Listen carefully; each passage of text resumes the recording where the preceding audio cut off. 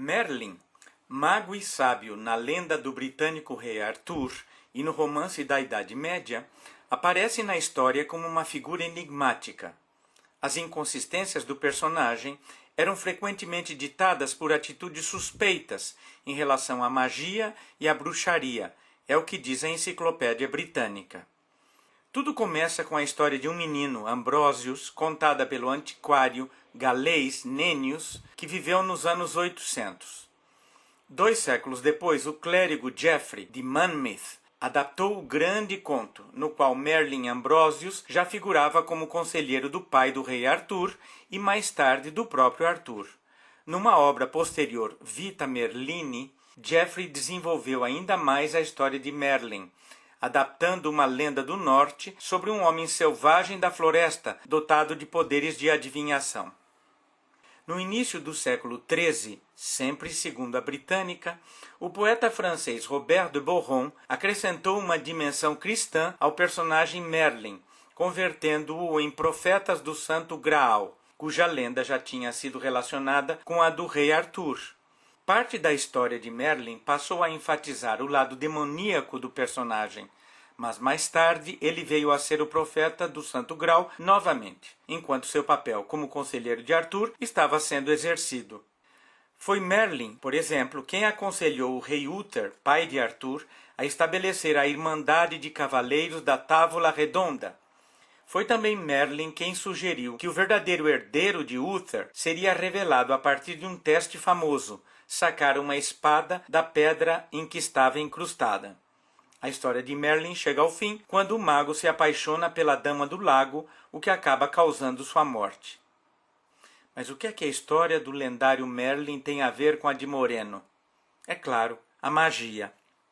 Na verdade, em sua autobiografia de um gênio, Moreno comenta as famosas cenas do Augarten, o parque do arquiduque de Viena, cenas que começaram com ele reunindo as crianças para contar histórias. A partir dali, um de meus passatempos favoritos era sentar-me ao pé de uma grande árvore e deixar as crianças virem ouvir um conto de fadas. A parte mais importante da história é que eu me sentava ao pé de uma árvore como um ser saído do conto de fadas e que as crianças eram atraídas por mim como se fosse uma flauta mágica. Parecia-me que eram transportadas de seu ambiente monótono e levadas a um país de fadas. Não era tanto o que lhes contava, as histórias em si, mas a atuação, a atmosfera de mistério, o paradoxo, tornar realidade o fantástico. O que Moreno diz sobre seu amigo psicanalista Alfred Adler também é revelador, informando que tinha passado seu livro Das Steigertheater para que Adler lesse. Moreno comenta que Adler, um dia, levou o livro para o café e o abriu na página 70, onde apontou para a palavra Göttlichkeit, que significa semelhança com Deus, e leu o seguinte parágrafo: voar como um pássaro é um dos sonhos mais antigos do homem, se não com asas próprias, graças ao uso de asas técnicas. Além disso, o homem quer viver como um Deus, se não na realidade por meio do teatro, na fantasia. Estes são, talvez, os 2 sonhos mais antigos do homem. Eles têm uma origem comum, é o desejo de demonstrar, graças à arte da magia, que a luta pela semelhança com Deus é bem fundada. Quer mais um exemplo? É o que conta Jonathan Moreno, o filho, em sua introdução à autobiografia abreviada do pai, falando sobre a viagem que ele, Jonathan, fez à Áustria, onde Moreno tinha vivido a infância, a juventude e parte de sua vida adulta. Por várias horas, escreve Jonathan, num dia quente de verão, nos arredores de Viena, tive o prazer de uma viagem de volta no tempo, à colorida e romântica época que meu pai descreve nos primeiros capítulos da autobiografia.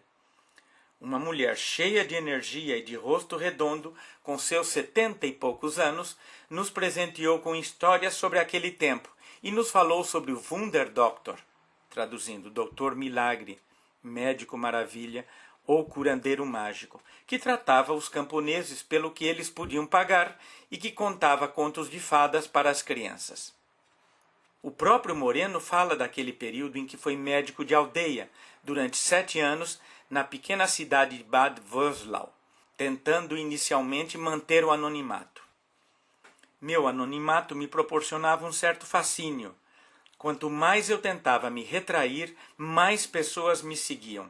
Me tornei o Wunderdoktor. Naturalmente, os outros médicos da vizinhança ficaram com ciúmes e inquietos. Eles espalharam a história de que eu não era um médico de verdade, de que eu era um charlatão.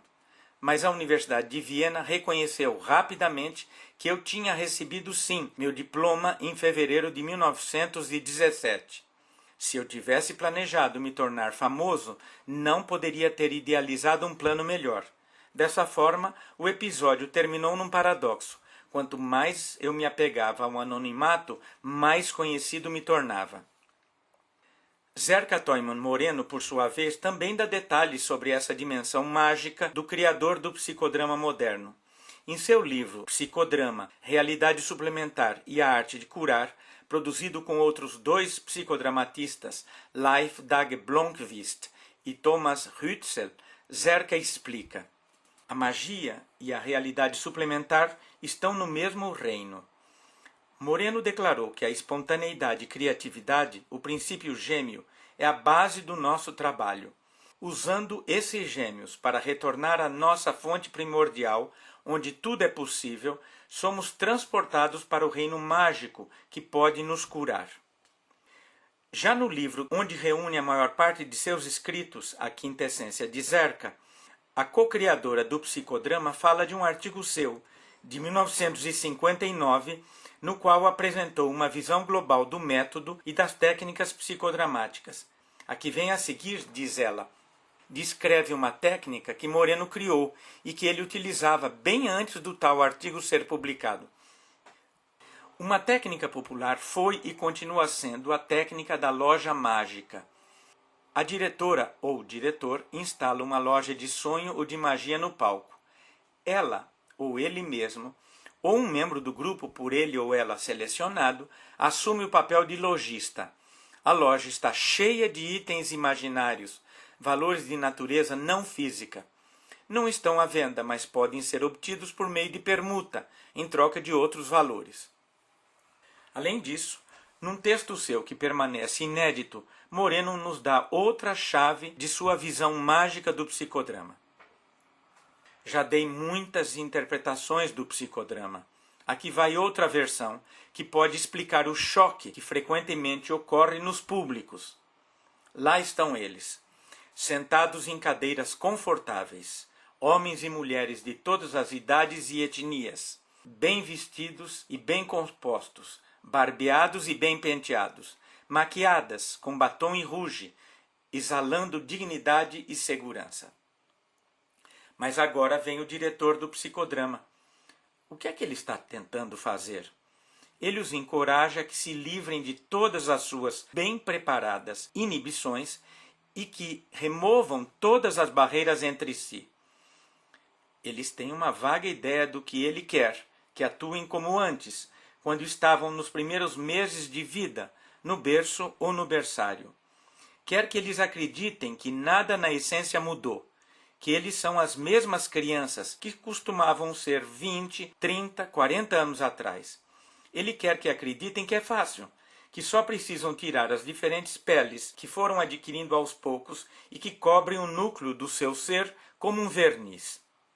À medida que o diretor os vai empurrando cada vez mais, a resistência cresce contra seus desígnios cruéis.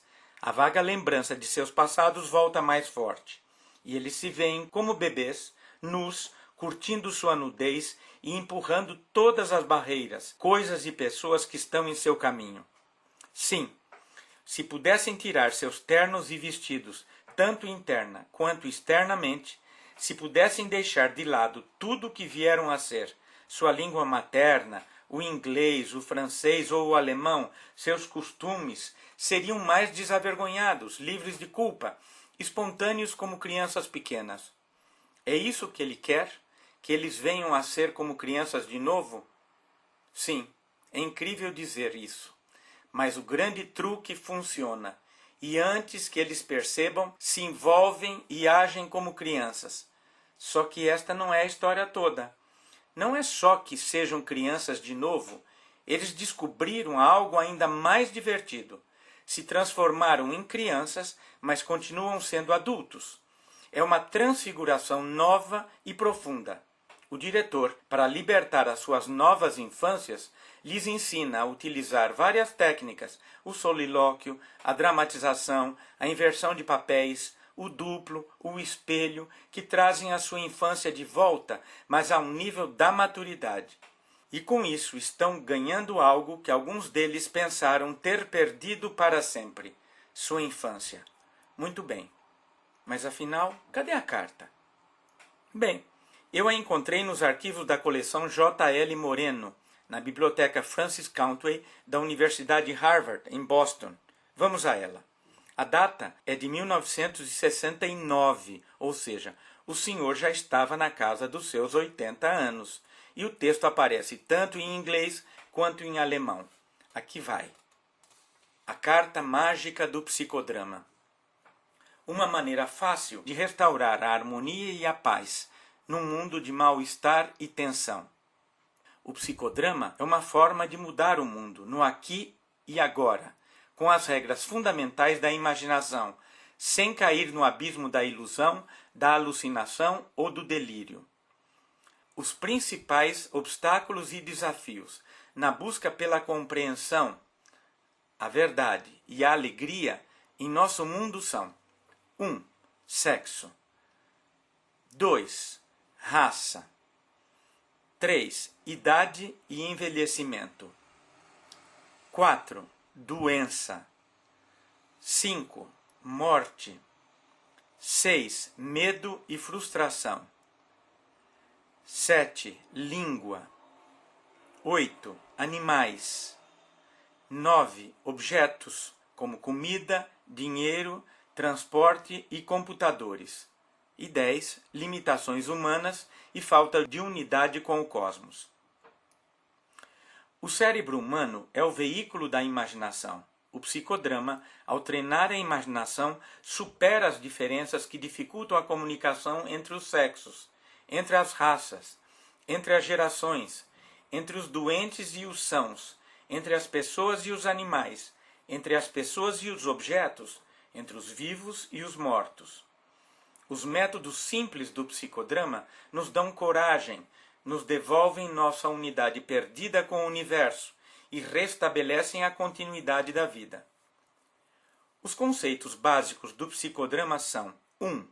O aquecimento, preparação de um ato. 2. Espontaneidade e criatividade. 3. O encontro. 4. A simulação. 5. A concretização e a atuação. 6. O espelho. 7. O duplo. 8. O treinamento da sensibilidade. 9. O jogo de papéis e a inversão de papéis. E 10. A realidade suplementar. Por meio desses métodos, um homem pode desempenhar o papel de uma mulher, e uma mulher pode desempenhar o papel de um homem. Um homem negro pode ser um homem branco, e um homem branco pode ser um homem negro. Uma pessoa idosa pode ocupar o lugar de uma criança, e uma criança o lugar de uma pessoa idosa. Um homem pode ser um animal, um objeto pode ser um homem.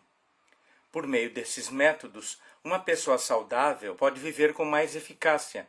Uma pessoa doente pode aprender a suportar seu sofrimento. E os mortos podem continuar a desempenhar um papel importante em nossas vidas. O medo se dissipa e as limitações humanas são ampliadas. O astronauta se torna um psiconauta, explorando os espaços da mente. É assim que o psicodrama procede. A resolução de não ficar no palavreado, mas de viver de acordo com ela. Muito bem. E essa agora? Pois bem, esse é o outro Merlin, que veio depois de Moreno, como segundo marido da Zerca. Mas essa, como é que eu digo, já é uma outra história.